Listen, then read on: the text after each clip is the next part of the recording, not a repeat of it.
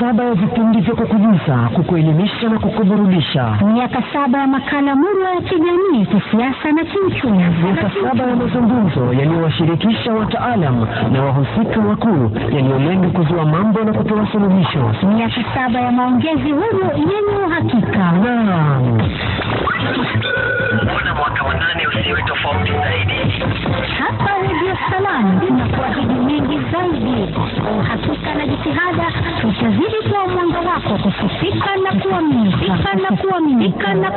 Madama hajat sharbat fi gharaha ضربت يا ابو السريه بدنيا تغمر شرب حساها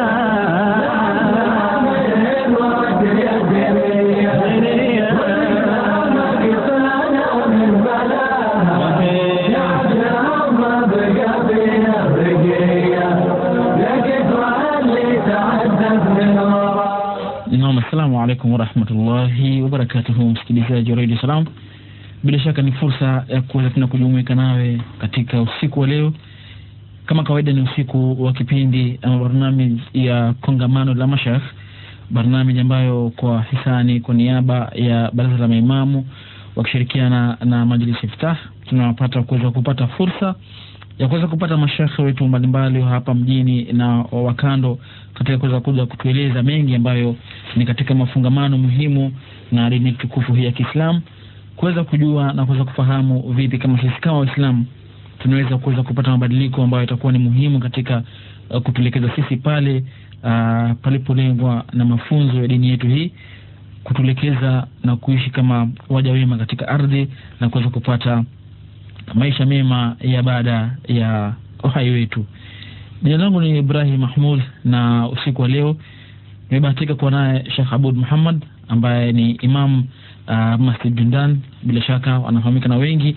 Kwa hivyo tutakuwa naye ndani ya barnamiji yetu katika usiku wa leo, na insha Allah tutaangalia hususan katika swala la vipi tutaishi na mabadiliko yaliyo kwa sasa, mabadiliko wake hali ilivyo kwa sasa, hususan tukiangalia hali ya mashababu na jamii kwa jumla, vipi tutaweza sisi kama Waislamu kuweza kumudu hali ilivyo kwa sasa na kuweza kuwa katika hali kama dini inavyotupasa tuweze kuishi katika hali hizo. Zaidi nimpatie fursa Sheikh Abud katika mwitu ya kwanza hii barnamij kongamano la mashayikh. Karibu Sheikh Abud. Shukran ndugu yangu Mahmud Ibrahim Mahmud. Naam. Assalamu alaykum wa rahmatullahi wa barakatuh. Alhamdulillah wassalatu wassalamu ala rasulillah Muhammad ibn Abdullah wa alihi wa sahbihi wa wala wa sallama tasliman kathira. Rabbi shrah li sadri wa yassir li amri wahlul 'uqdatan min lisani yafqahu qawli. سبحانك لا علم لنا إلا ما علمتنا إنك أنت العليم الحكيم. يقول عليه الصلاة والسلام: الدين النصيحة. قالوا: لمن يا رسول الله؟ قال: لله ولكتابه ولرسوله ولأئمة المسلمين وعامتهم، أو كما قال عليه الصلاة والسلام. بعدكم شكروا من يزمك سبحانه وتعالى لكم تكرح من أماني kipenzi chake bwana mtume Muhammad sallallahu alayhi wa alihi wasallam. Ni furaha kujumuika na wewe unayetusikiliza katika wakati kama huu, miongoni mwa nyakati ambazo bwana mtume Muhammad sallallahu alayhi wa alihi wasallam alituambia: ala wa inna lillahi fi ayami dahrikum nafahat ala fata'arradu laha. Mola wenu katika kila wakati, kila siku ana vipoa ambavyo viteremsha kwa waja wake, vikingiwizeni vipoa kama hivyo. Bimaana hakuna saa inayompitia binadamu katika maisha yake isipokuwa Mwenyezi Mungu Subhanahu wa Ta'ala, ikiwa katika majina yake ni Al-Muhsin, illa wa yuhsinu ala ibadihi. Mwenyezi Mungu Subhanahu wa Ta'ala katika majina yake ni mtenda wema. Kwa hivyo katika kila saa inayokupitia katika maisha yako, ule wema wake aendelea kuutenda wema wake kwa waja wake. Ni karim, yukrimu ala ibadihi, ni rahim, yarhamu ala ibadihi. Ni mimi na wewe katika kila sana wakati tuzipatilize rehema kama hizo na ata vipoa kama hivyo ambavyo Mwenyezi Mungu Subhanahu wa Ta'ala viteremsha kwa waja wake. Mwenyezi Mungu atutie katika kundi la wale ambao wapata mafungu mengi ya Mola Subhanahu wa Ta'ala anayoteremsha kwa sisi waja wake. Mwenyezi Mungu atujalie katika wao. Amen. Mola Subhanahu wa Ta'ala katika vipoa vyake amewachagulia binadamu katika maisha yao dini ambayo haikubali isipokuwa dini hiyo peke yake, nao ni dini ya Uislamu. Akituambia katika Qur'ani, inna ad-dina 'inda Allahi al-Islam, hakika ya dini inayokubalika mbele ya Mwenyezi Mungu Subhanahu wa Ta'ala ni dini ya Uislamu. Wa man yabtaghi ghayra al-Islam dinan falan yuqbala minhu, na yote atakayeshikana na dini isiyokuwa ya Uislamu hatakubaliwa, wa huwa fil akhirati min al-khasirin. Bwana Mtume Muhammad sallallahu alayhi wa alihi wasallam akatuelezea katika hadithi yake kwamba binadamu lau atapatiwa dunia na ziliomo ndani ya dunia, akanyimwa neema ya Uislamu, basi huyo amehasirika hasara ya waziwazi, amepata hasara duniani na akhira. Na binadamu lau atanyimwa dunia na ziliomo ndani ya dunia, akaruzukiwa neema ya kukubali kuwa hapana Mola anayepasa kuabudiwa kwa haki isipokuwa Mwenyezi Mungu peke yake, na akakubali kwamba Muhammad ibn Abdullah ni mtume wa Mwenyezi Mungu, bimaana akaruzukiwa neema ya Uislamu, basi huyo amenali saada ya duniani na ya akhira. Dini hii ambayo Mola Subhanahu wa Ta'ala aikubali na aitaka kwa sisi waja wake tushikamane nayo, Bwana Mtume Muhammad sallallahu alayhi wa alihi wasallam aliwaambia masahaba kwamba ad-dinu an-nasiha, dini mzima ni nasaha. Katika maisha yako unaoishi, mawazo unayoyapokea ambayo yakupeleka katika maisha yako, sawa yakiwa yatoka kwa wanavyoni, sawa yakiwa yatoka kwa Bwana Mtume Muhammad sallallahu alayhi wa alihi wasallam, sawa ikiwa yatoka kwa Mwenyezi Mungu Subhanahu wa Ta'ala, ni nasaha, ndio dini. Mtume sallallahu alayhi wa alihi wasallam alipoyazungumza hayo kwamba ad-dinu an-nasiha, masahaba wakamuuliza, liman ya Rasulullah, nasaha hiyo ni kwa nani ya Rasulullah? Mtume sallallahu alayhi wa alihi wasallam akahisabu mafungu matano.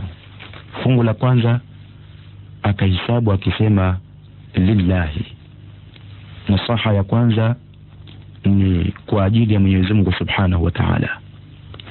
Na maana ya nasaha kwa ajili ya Mwenyezi Mungu Subhanahu wa Ta'ala, ama nasaha kwa Mola Subhanahu wa Ta'ala, ulama wakifafanua wakisema ni wewe binadamu unaoishi katika ardhi hii uwe na sihhatul i'tiqad, uwe na itikadi iliyokuwa sahihi katika upweke wa Mwenyezi Mungu Subhanahu wa Ta'ala, bimaana Mwenyezi Mungu ni mmoja, hana mshirika wake, na kumtakasia Mola Subhanahu wa Ta'ala nia katika kila unalolifanya katika maisha yako. Kabla ya kufanya sita, kwanza utizame hili ninalolifanya nafanya kwa ajili ya nani, na baada ya kufanya unyenyekee kwa Mola wako akutakabalia yale uliyofanya. Mwenyezi Mungu Subhanahu wa Ta'ala asema katika Qur'ani, wama umiru illa liya'budu Allaha mukhlisina lahu ad-din. An-nasihatu li kitabillah, sehemu ya pili. Nasaha kwa kitabu cha Mwenyezi Mungu Subhanahu wa Ta'ala, nao ni Qur'ani, maneno yasiokuwa na shaka. Na maana ya nasaha kwa ajili ya Qur'ani, ama nasaha kwa kitabu cha Mwenyezi Mungu, nasaha katika Qur'ani ni kuamini yaliyomo ndani ya Qur'ani na kuyatumia, kuyatendea kazi, na kujaribu kusahihisha namna ya kusoma kwako Qur'ani na kukithirisha kusoma Qur'ani. Mwenyezi Mungu Subhanahu wa Ta'ala asema katika hadithi al-Qudsi kwa ulimi wa Bwana Mtume Muhammad sallallahu alayhi wa alihi wasallam, man shaghalahu qira'atu al-Qur'ani an mas'alati a'taytuhu afdala ma u'ti as-sa'ilin. Yoyote ambaye Qur'ani itamshughulisha katika maisha yake, akawa yasoma Qur'ani sana kiasi cha kuwa akawa hana nafasi ya kumuomba Mola haja zake, yeye kila masaa, laila nahar, usiku mchana asoma Qur'ani, Qur'ani ikamshughulisha akawa hana nafasi ya kumuomba Mola wake subhanahu wa ta'ala. Mwenyezi Mungu asema a'taituhu, bwana huyo nitampatia afwala ma u'ti sa'ilin, bora zaidi ya yale ninawapatia wale wenye kuniomba. Na fadhila, utukufu wa maneno ya Mwenyezi Mungu subhanahu wa ta'ala juu ya maneno mengine, Mwenyezi Mungu asema ni kafadlillahi ta'ala ala khalqi, ni kama utukufu wa Mwenyezi Mungu kwa waja wake. Sehemu ya tatu ni an-nasihatu li rasulillah, nasaha kwa bwana mtume Muhammad. Na maana ya nasaha kwa bwana mtume Muhammad ni kusadikisha utumi wake na kuinusuru sharia yake na kutakasa moyo wako katika kumpenda bwana mtume Muhammad, kiasi cha kuwa awe katika maisha yako apendekeza zaidi kuliko nafsi yako, kuliko mtoto wako, kuliko wazazi wako, kuliko kitu chochote katika dunia hii. Mtume akisema la yu'minu ahadukum, hawezi akawa na imani iliyokamilika mmoja wenu, hata akuna, mpaka mimi Muhammad niwe kwake yeye ahabba ilayhi min walidihi wa waladihi wan nasi ajma'in wa nafsihi allati baina jambayhi. Hawezi akaamini mmoja wenu mpaka niwe napendekeza zaidi kwake yeye kuliko mali yake, kuliko nafsi yake, kuliko wazazi wake, kuliko watoto wake, kuliko kitu chochote katika dunia hii. An-nasihatu li a'immatil muslimin. Sehemu ya 4, nasaha kwa waloshika hatamu za uongozi katika Uislamu, wanazuoni wa sharia wanaotegemewa. Maana yake ni kuwafuata katika yale ambayo waeleza, kwani wao ni warathatul anbiya, wao ni mawarithi wa manabii alayhimus salatu wassalam, kama bwana mtume Muhammad alivyosema al-ulama warathatul anbiya, wanavyoni ni mawarithi wa mitume alayhimus salam. Mitume hawarithiwi fedha wala dhahabu, bal wanachokiacha katika mali yao ni sadaka. Mitume hurithiwa elimu na kazi ambayo ulama wema, Mwenyezi Mungu awajaze khairi kwa kazi walioifanya katika kuifafanua Qur'ani na sunna ya bwana mtume Muhammad alayhi salatu wasalam. Nasaha ya 5 ni an-nasihatu li'amma, kutoa nasaha kwa watu wa kawaida, majority ya watu wasiokuwa wanazuoni. Nayo maana yake ni kutoa bidii yako kwa hadi ya mwisho kabisa, uwe ni sababu ya watu kuungana, usio ni sababu ya watu kukatana. Uwe ni sababu ya hao watu kuwa katika mstari anaoutaka Mwenyezi Mungu, usio ni sababu ya watu kukatana wakao wako kinyume na yale anayoyataka Mola subhanahu wa ta'ala katika maisha yao. Uwe ni sababu ya watu kupendana, usio ni sababu ya watu kuchukiana. Uwe ni sababu ya watu kuongoka katika mema anayoyataka Mola subhanahu wa ta'ala, usio ni sababu ya watu kuvama na kuingia katika maasi ambapo ni sababu ya kushuka hasira za Mwenyezi Mungu subhanahu wa ta'ala katika ardhi hii. Ad-dinu an-nasiha, dini ni nasaha. Ndivyo alivyotufundisha bwana mtume Muhammad sallallahu alayhi wa alihi wasallam. Na mtume alayhi salatu wasalam katika maisha yake yote toka akiwa Makka kabla ya utumi kwa miaka 40, na baada ya utumi akiwa Makka kwa muda wa miaka 13, na baada ya kuhama katika maisha ya mji wa Madina baada al-hijra, baada ya kuhama kwa muda wa miaka 10 kamili, maisha yake yote yalikuwa ni nasaha ambayo iliwafanya wengi waweze kuvutikiwa na Uislamu, waweze kuingia katika Uislamu, na kuwafanya wengi ambao si Waislamu kuweza kuona kwamba haya ni mazuri na hatuna pa kuhifadhika isipokuwa ni hapa, ila kukubali Mwenyezi Mungu subhanahu wa ta'ala alifunika nyoyo zao. Wewe ikiwa umebahatikiwa kukubali la ilaha illa Allah Muhammadur Rasulullah, jua kwamba waishi katika nuru ya Mola wako. Mwenyezi Mungu subhanahu wa ta'ala asema katika Qur'ani, afaman sharaha Allahu sadrahu lilislam fahuwa ala nurin min rabbih, yoyote yule ambaye Mwenyezi Mungu subhanahu wa ta'ala amekikundua kifua chake katika Uislamu, basi huyo yuko katika nur ya Mola wake subhanahu wa ta'ala. Fawailul lilqasiyati qulubuhum an dhikrillah, ambapo yeye Mola subhanahu wa ta'ala yeye mwenyewe ni nur. Allahu nuru samawati wal ardh, mathalu nurihi kamishkatin fiha misbahu للمصباح في زجاجة الزجاجة كأنها كوكب دري يوقد من شجرة مباركة زيتونة لا شرقية ولا غربية يكاد زيتها يضيء ولو لم تمسسه نار نور على نور. Mwenyezi Mungu Subhanahu wa Ta'ala ni nuru. Na yoyote ambaye Mwenyezi Mungu Subhanahu wa Ta'ala hakumulika na nuru yake, waman lam yaj'alillahu lahu nuran fama lahu min nur, yoyote ambaye Mwenyezi Mungu Subhanahu wa Ta'ala hakumulika kwa nuru yake, basi huyo angajiona aishi katika mwangaza, kwa hakika al-amri yuko katika giza. Kwa hakika al-amri yuko katika giza. Bado hajapata mwangaza ambao Mwenyezi Mungu Subhanahu wa Ta'ala au mulika mwangaza hono kwa waja wake aliochagua katika maisha yao, na Mwenyezi Mungu Subhanahu wa Ta'ala atujalie na sisi katika hao waliochaguliwa, ambao nuru hiyo utaishi nao hapa duniani, ndio itakaokufanya uwe na nuru siku ya kiyama, ndio itakaokufanya uwe na nuru katika sirat, ambao sirat ni jisrun ala matni jahannam, ni bridge ambayo iko katika moto wa jahannam. Yoyote katika sisi atavuka katika bridge hiyo, kati ya atakayeanguka katika moto wa jahannam wal iyadhu billah na wale ambao wataweza kufaulu kupita kwenda katika pepo, hakuna atakayefaulu isipokuwa yule ambaye ameishi katika nuru kama hiyo, nano nuru ya Uislamu. Tukiishi katika nuru kama hiyo, ni lazima tutizame nasaha ambazo Bwana Mtume Muhammad sallallahu alayhi wa alihi wasallam ametuachia, na ulama wakatufafanulia nasaha kama hizo ambazo zenda sambamba na maisha ya Muislamu katika kila zama, katika kila sehemu.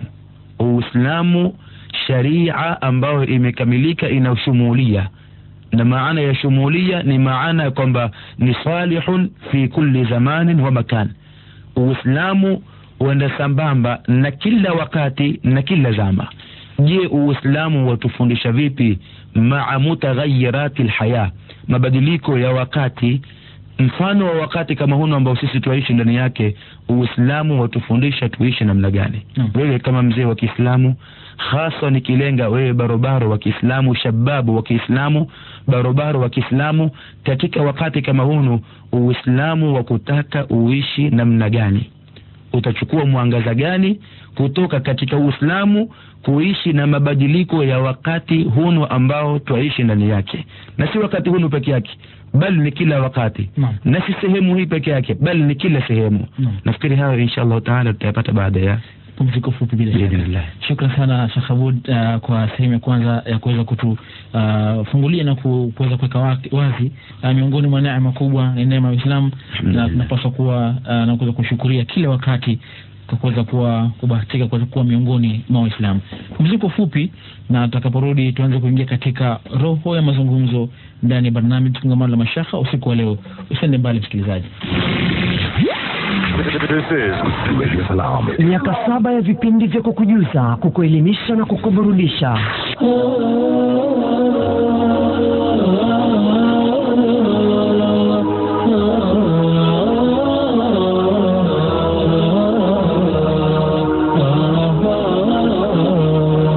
أعلنت للناس احترام، أعلنت للناس احترام، عنوان تقدير البشر، تقدير ذاتي انسجام. أعلنت للناس احترام، عنوان تقدير البشر، تقدير ذاتي انسجام. أعلنتها بين الأنام والفضل للي ما ينام، أعلنتها بين الأنام والفضل للي ما ينام.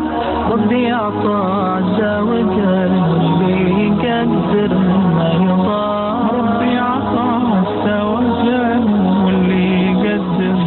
Naam, assalamu alaykum wa rahmatullahi wa barakatuh. Na karibu tena msikilizaji, hakika ni furaha tena kuweza kurudi hewani na kuweza kujumuika nawe. Tukiwa tunasonga mbele na barnamiji yetu usiku wa leo, kipindi Kongamano la Mashekhe. Nikitumai umekuwa nasi katika awamu yetu ya kwanza, na tutaweza kuandamana nawe hadi tamati ya kipindi usiku wa leo. Uko nami Ibrahim Mahmoud pamoja na Sheikh Aboud, tukilizungumzia swala hili la vipi kama Waislamu tutaishi na mabadiliko yaliyo kwa sasa, mabadiliko hai kama inavyoshuhudiwa katika maeneo tunayoishi na ulimwengu kwa jumla kama Waislamu. Uislamu unatupa sisi kuweza kukabili vipi mabadiliko haya zaidi? Nafikiri fursa nitapatia Sheikh Aboud kuweza kutukundulia haya. Tumekomea baada ya kujua kwamba dini nzima ni nasaha. Naam. Katika suala ambalo ni vipi kama barabara hasa wa Kiislamu utaishi na wakati unavyokwenda. Naam. Ulama kulingana na Qur'ani na Sunna za Bwana Mtume Muhammad sallallahu alayhi wa alihi wasallam watuchambulia vifungu vinne ambavyo lau utavitizama kwa makini na utamakinika katika vifungu kama hivyo, basi wewe ni mmoja katika ambao watachangia jamii kuweza kutengea iwapo ikaharibika. Kifungu cha kwanza ni kuishi ka insani, ni uishi wewe kama binadamu, uishi kama mtu. Ma maana kaunika insani? Nini maana ya kwamba wewe ni binadamu, ni mtu? Maana kaunika insani, maana ya kwamba wewe ni mtu ama ni binadamu kwa maana mafupi ni kwamba wewe pana mambo ambao wapenda ufanyiwe na wewe kuna mambo ambao wachukia usifanyiwe.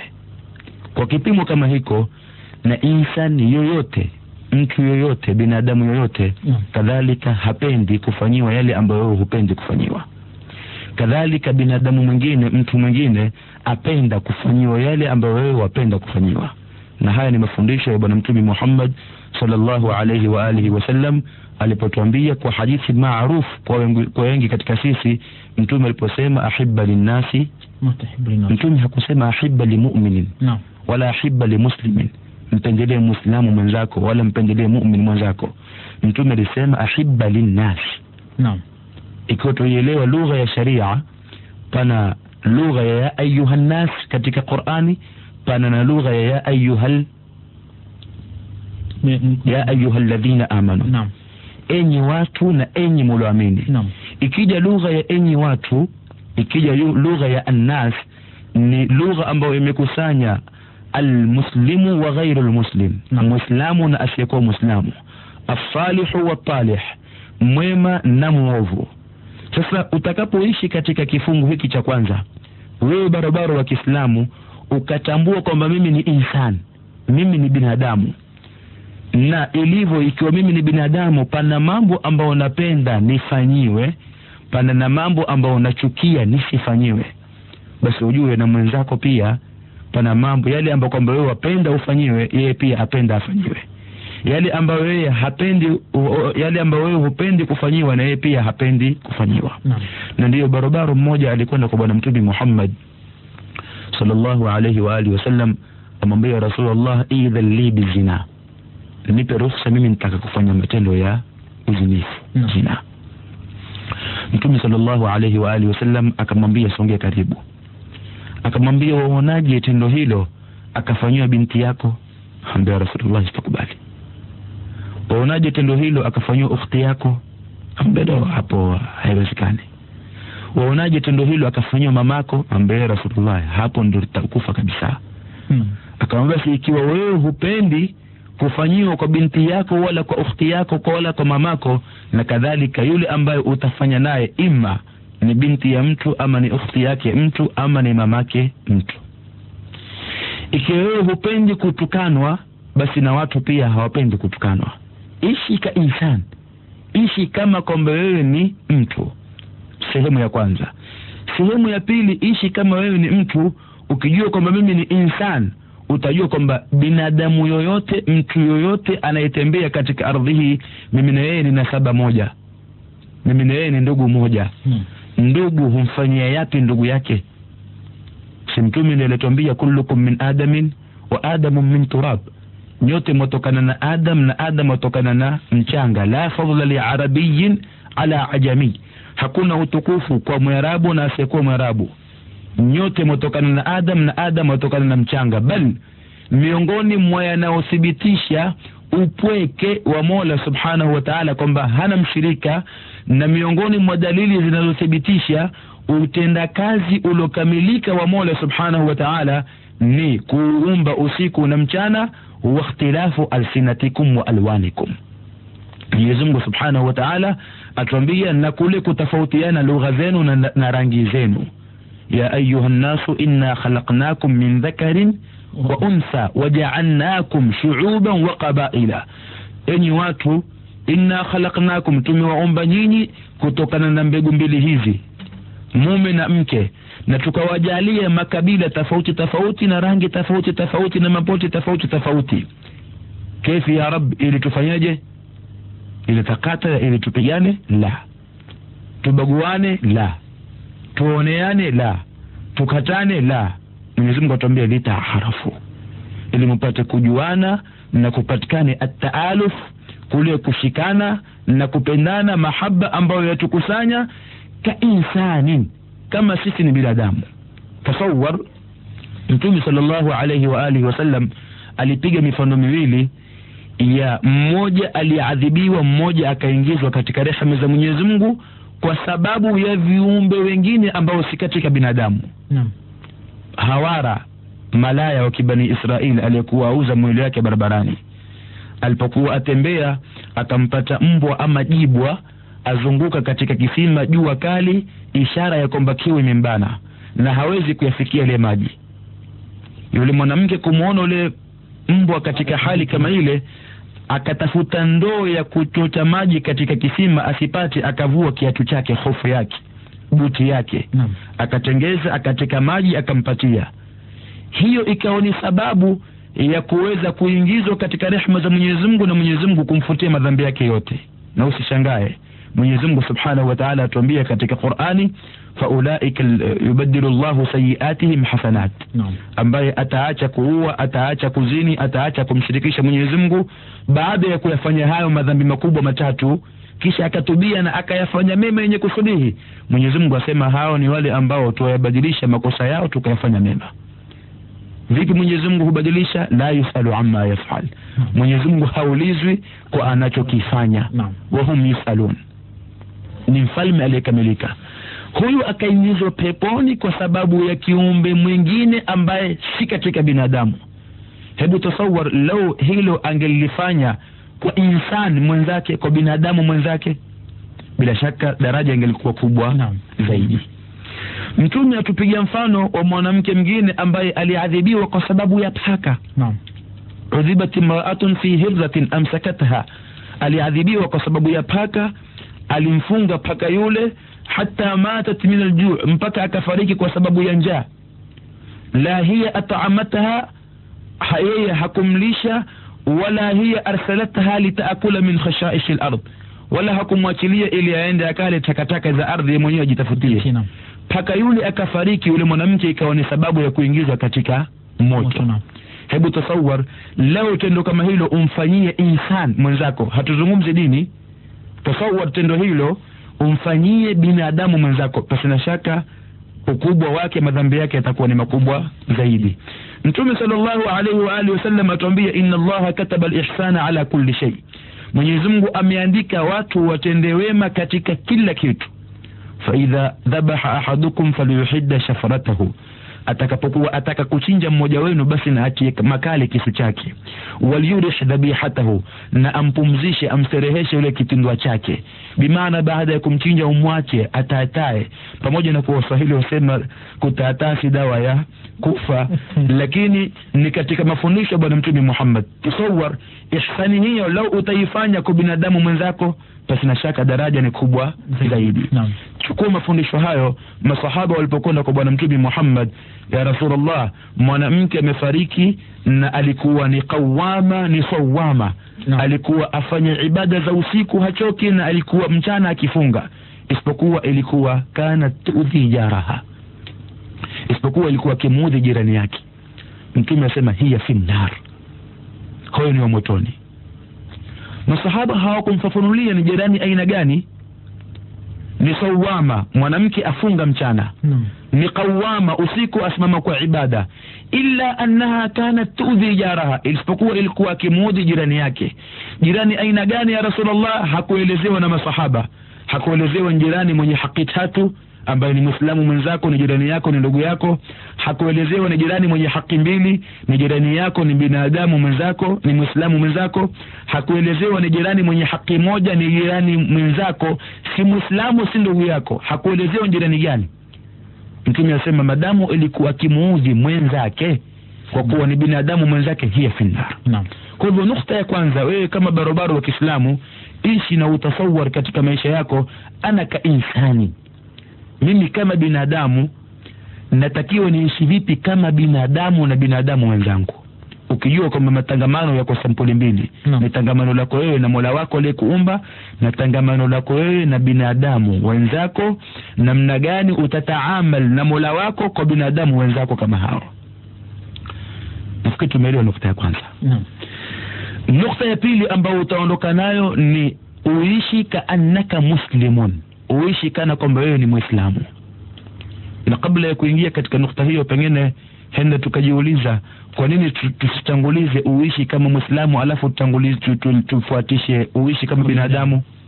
Tumetanguliza uishi kama binadamu kwa sababu binadamu yoyote atakayeishi katika dunia hii kama binadamu itakuwa ni njia ya kumpelekea kuingia katika nini? Katika Uislamu. Naam. Kana nasu ummatan wahida, walikuweko watu, haukuweko Uislamu.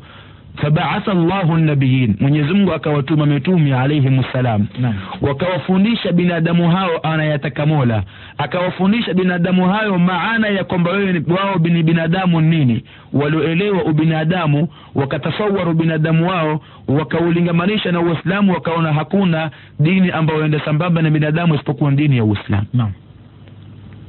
Ndio maana ya kutanguliza insan alafu tukafuatisha Uislamu. Ishi kama kwamba wewe ni Muislamu. Ma maana kaunika muslim? Maana ya kwamba wewe ni Muislamu nini? Maana ya kwamba wewe ni Muislamu, ujue kwamba wewe una dini iliyokamilika, iliyo na mwongozo kamili ambao ya kufundisha kuishi sehemu yoyote na wakati wowote na zama zozote na mtu aina yoyote. Uislamu, Mwenyezi Mungu Subhanahu wa Ta'ala atuambia ma farratna fil kitabi min shay, hatukuacha chochote katika Qur'ani. Bimaana mimi ikiwa naishi nikiwa peke yangu, Uislamu unifundisha niishi namna gani nikiwa niko peke yangu. Uislamu mimi naishi na watoto wadogo, Uislamu umenifundisha niishi namna gani na watoto wadogo. Uislamu umenifundisha namna gani niishi na wazee. Uislamu umenifundisha namna gani niishi na Waislamu wenzangu. Uislamu umenifundisha vipi niishi na wasiokuwa Waislamu binadamu wenzangu. Uislamu umenifundisha vipi niishi wakati ikiwa zama zimetengea. Uislamu umenifundisha vipi niishi wakati zama ziko zimeharibika, fitna zimejaa. Ala sabili almithal, wakati tunaoishi ni wakati wa amani, ni wakati wa fujo na tenge na tahanani. Basi na shaka ni wakati zama zimeharibika. Naam. Ama kwa lugha nyingine ni wakati wa fitna. Hivi itakuwa bwana Mtume Muhammad sallallahu alayhi wa alihi wasallam ameondoka duniani na hakutufundisha tuishi vipi wakati wa fitna zikikithiri? Hasha wakali. La, haiwezekani. Naam. Sasa kaunika muslim, wewe kama barobaro wa Kiislamu, mimi ni Muislamu, Mtume wangu Muhammad aliyetumwa na Mola, ambaye Mwenyezi Mungu atuambia qad kana lakum fi rasulillahi, laqad kana lakum fi rasulillahi uswatun hasana. Ukitaka muongozo mzuri mwema, mtizame Mtume Muhammad. Mimi kama Muislamu amenifundisha wakati kama matukio haya yakitokea ya fitna niishi namna gani. Naam. Mtume sallallahu alayhi wa alihi wasallam atufundisha katika hadithi tofauti kwa lugha fupi, akimwambia sahaba fakun abdallahi almaqtul wala takun abdallahi alqatil. Wakati fitna zikikithiri na hakuna serikali ya Kiislamu, basi wewe kama barobaro wa Kiislamu, wewe kama Muislamu kwa jumla, kuna abdallahi almaqtul, kuwa ni mja wa Mwenyezi Mungu atakayeuliwa, wala takuna abdallahi alqatil, wala usiwe ni mja wa Mwenyezi Mungu mwenye kuua. Naam. Ma maana dhalik? Maana ya maneno hayo nini? Ikiwa mimi naishi kama Muislamu na nimechukua mafundisho haya kutoka kwa bwana Mtume Muhammad, mimi mbarobaro wa Kiislamu, mimi ni Muislamu kwa umri wote nitakayokuwa nao. Mtume amenifundisha wakati fitna zikisimama, ambao tuambiwa alfitnatu naima la'ana Allahu man ayqadhaha, fitna imelala Mwenyezi Mungu amlaani yule atakayeamsha. Naam. Mtume amenifundisha wakati fitna zikichacha niwe ni mja wa Mwenyezi Mungu nitakayeuliwa, nisiwe ni mja wa Mwenyezi Mungu nitakayeua. Mimi nitafuata mafundisho haya, bimaana sitobeba nini silaha ya kwenda kumua mwenzangu. Nafuata mafundisho bwana Mtume Muhammad. Mwingine naye barabara wa Kiislamu na Muislamu kwa jumla pia hatobeba silaha, ataka awe ni mja wa Mwenyezi Mungu mwenye kuuliwa. Fitna imelala ama imeinuka hapo? Imelala. Bila shaka imelala. Ndio siri ya mafundisho ya bwana Mtume Muhammad. Pengine mtu aenda akatasawar Mtume atufundisha uoga, la hasha wakali. Mtume katika maneno yake pana hikma kama hiyo ya wewe ni mmoja katika viungo vya kuweza kuondosha fitna zilizoko. Ikiwa ule swala hizi fitna zilizoko tutaondosha namna gani, basi jibu ni wewe ni mmoja katika wenye kuondosha ya fitna. Vipi wewe ni mmoja katika wenye kuondosha fitna? Ni ukifuata mafundisho haya bwana Mtume Muhammad, kunna abdallahi almaqtul wala takuna abdallahi alqatil, kuwa ni mja wa Mwenyezi Mungu atakayeuliwa, usiwe ni mja wa Mwenyezi Mungu atakayeua. Naam. Katika riwaya ya al-Imam Abu Daud, riwaya ya Sayyidina Abi Musa al-Ash'ari, Mtume sallallahu alayhi wa alihi wasallam amwambia Sayyidina Abdullah ibn Mas'ud, Sayyidina Abi Musa al-Ash'ari, inna baina yaday sa'a fitan, karibu na kiyama kutakuwa na fitna nyingi sana. Naam. Kaqita al-layl al-mudlim, kana kama kipande cha usiku giza lake, kipande cha usiku kilichobeba giza kubwa, fitna kubwa. Yusbihu ar-rajulu fiha mu'minan, mtu ataingiliwa na asubuhi hali ya kuwa ni mu'min, wa yumsi kafiran, na ataingiliwa na jioni hali ya kuwa ni kafir, wa yumsi mu'minan, ataingiliwa na jioni hali ya kuwa ni mu'min, wa yusbihu kafiran, ataingiliwa na asubuhi hali ya kuwa ni kafir. Alqa'idu fiha khairun min alqa'im, aliyeketi wakati hono ni bora kuliko aliyesimama. Walmashi fiha khairun min as-sa'i, mwenye kutembea polepole ni bora kuliko mwenye kwenda mbio. Mtume sallallahu alayhi wa alihi wasallam akatufundisha wakati hono, kasiru, vundeni silaha zenu, idribu suyufakum bil hijara, panga zenu zipigeni na mawe. Fa in dakhala, yoyote atakayeingia kuwaingilia nyinyi katika majumba yenu, falyakun ka khairi ibn Adam, basi mmoja wenu awe ni kama mmoja bora katika watoto wawili wa Nabii Allah Adam. Yule mmoja alipomjibu mwenzake, la imbasatta ilayya yadaka litaqtulani ma ana bibasitin yadi ilayka liaqtulak, ikiwa utanyosha mkono wako kutaka kuniua, mimi sinyoshe mkono wangu kutaka kuua. Ndio mafundisho bwana Mtume Muhammad. Katika riwaya ya Imam Ahmad ibn Hanbal kutokana na hadithi ya Sayyidina Abdullah ibn Mas'ud, Mtume sallallahu alayhi wa alihi wasallam asema takunu fitna, kutakuwa na fitna kubwa akhiru zaman. Sayyidina Abdullah ibn Mas'ud kwa riwaya ya Imam Ahmad akamwambia bwana Mtume Muhammad sallallahu alayhi wa alihi wasallam, fabima ta'muruni in adraktu dhalika zaman, waniamrisha nifanye yapi nikipata zama hizo? Kutumia kutakuwa na fitna ya Rasulullah, nikizidiriki zama hizo nifanye yapi ya Rasulullah? Mtume sallallahu alayhi wa alihi wasallam akamwambia, ukfuf nafsaka wa yadak, ihifadhi nafsi yako na mkono wako, bimaana shika nafsi yako na ukabidhi mkono wako. Wadkhul darak, na uingie nyumbani kwako utulie. Maana ya Qur'ani, Mwenyezi Mungu Subhanahu wa Ta'ala asema, alaykum anfusakum la yadhurrukum man dhalla idha tadaytum, jilazimisheni nafsi zenu, halitowadhuru nyinyi kwa atakayepotea wakati ikiwa nyinyi mmeongoka. Mtume amwambia Sayyidina Abdullah ibn Mas'ud, udkhul darak, ingia nyumbani kwako. Qal, asema Sayyidina Abdullah ibn Mas'ud, qultu, nikamwambia ya Rasulullah, Mtume wa Mwenyezi Mungu, araaita in dakhala ala dari, uonaje akiingia nyumbani kwangu? Mtume sallallahu alayhi wa alihi wasallam akamwambia, udkhul baitaka, ingia nyumbani kwako, bimaana katika chumba chako, ingia katika mlango wa chumba chako ujifungie. قال سيدنا عبد الله بن مسعود akamwambia araita in dakhala baiti, waonaje kwamba ikiwa amenifuata mpaka nyumbani ndani ya chumba changu? قال Mtume sallallahu alayhi wa alihi wasallam akamwambia fadkhul masjidaka, ingia msikitini kwako. Bimaana fitna zimekithiri mpaka nyumba yako pia umepokonywa. Mtume akamwambia ingia wapi? Msikitini. Wadha wasna hakadha, na ufanye hivi. Mtume akamuonesha ushike mkono wako katika mkono wako mwingine katika kiwiko chako. Waqul, na useme rabbi Allah hatta tamuta ala dhalik, useme mola wangu ni Allah mpaka ufe katika hilo. Udkhul daraka, ingia nyumbani kwako, na utakapochelea panga kukushukia katika shingo zako, basi funga macho yako. Kunna abdallahi almaqtul wala takuna abdallahi alqatil, funga macho yako kuwa ni mja wa Mwenyezi Mungu atakayeuliwa, wala usiwe ni mja wa Mwenyezi Mungu atakayeua. Ndio maana kaunika muslim, uishi kisehemu ya kwanza, kifungu cha kwanza kwamba wewe ni binadamu. Naam. Sehemu ya pili uishi kama wewe ni Muislamu, bimaana hakuna wakati wote katika hali yoyote katika zama zozote ila Uislamu umekupata mafundisho namna gani utakwenda na wakati huo. Naam. Sehemu ya tatu kuweza kuishi na mabadiliko yaliyoko ni utizame bia ambayo wewe wainukia ndani yake.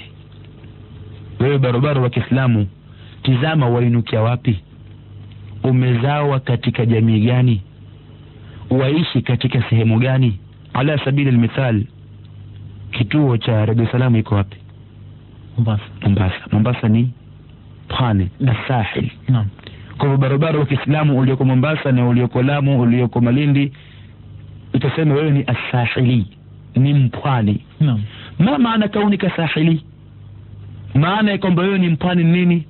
Mwenyezi Mungu Subhanahu wa Ta'ala akwambia utizame wale kutangulia katika sahil, katika pwani, waliishi namna gani. Uchukue khibra yao, uchanganye na ilmu ulionao, utizame utaweza kufaulu ama utafeli. Naam. Mtume Muhammad sallallahu alayhi wa alihi wasallam, Mwenyezi Mungu Subhanahu wa Ta'ala amemchagua yeye ndiye sayyidul khalq, ndiye bwana wa viumbe wote ala al-itlaq. Ma hunaka akramu khalqi llahi min Muhammad ibn Abdullah, hakuna kiumbe bora zaidi kwa Mwenyezi Mungu Subhanahu wa Ta'ala zaidi ya bwana Muhammad. Tukubaliana hapo? Naam. Lakini bwana Mtume Muhammad, Mwenyezi Mungu Subhanahu wa Ta'ala amwambia tukuelezea habari za mitume waliotangulia, fabihudahu muqtadi, fuata muongozo waliokuwa nao wao. Bimaana uchanganye na sharia ulionayo na utizame wao walipitia katika misukosuko gani, walipitia katika mitihani gani, waliweza kufaulu namna gani, na wewe uishi kama walivyoishi mitume hao. Ndio maana kaunika sahili, maana ya kwamba wewe ni mpwani, maana ya kwamba wewe ni mbara, maana ya kwamba wewe ni mbajuni, maana ya kwamba wewe ni Mwarabu, maana ya kwamba wewe ni kabila yote itakayokuwa. Mimi kama mtu wa jamii fulani, mila yangu ni mila gani? Jamii yako ilikuwa waiba? Ikiwa walikuwa siwizi, kwa nini wewe waiba? Naam. Jamii yako ilikuwa ni walevi? Ikiwa ilikuwa si walevi, kwa nini wewe walewa? Jamii yako ilikuwa na uraibu na makhnasa tofauti machafu, ilikuwa haina, kwa nini wewe uko nao? Jamii yako ilikuwa ikitoa mazao katika ardhi hii ambao tuishi, walioko katika nchi za nje wakija kuchukua mazao kama haya kwa majahazi, meli, kwa nini wewe na wewe usiwe kama wao ukaweza kuzalisha mazao kama hayo? Ardhi zimekauka, zavamiwa na zapotea holela, na wewe uko barabarani nyuto za kutoka. Kwa nini? Kwa sababu hukuishi katika kifungu hiki cha tatu ya maana kaunika fi bi'ati allati anta tansha'u fiha. Hukujua maana ya yale mazingira ambayo wewe umeinukia katika mazingira kama hayo. Zamani walikuwa wakitengeza majahazi makubwa, tukiita mabomu. Mabomu bimaana ile majahazi makubwa mfano wa meli. Wakitengeza namna gani? Khibra kama ile iko wapi? Zamani wakikitokuwa chombo kama hiko, hao waliokuweko hapa wakisafiri nacho mpaka nchi za nje. Wewe kwa nini huna ilmu kama hiyo mpaka leo? Nini maana ya kwamba wewe ni mpwani?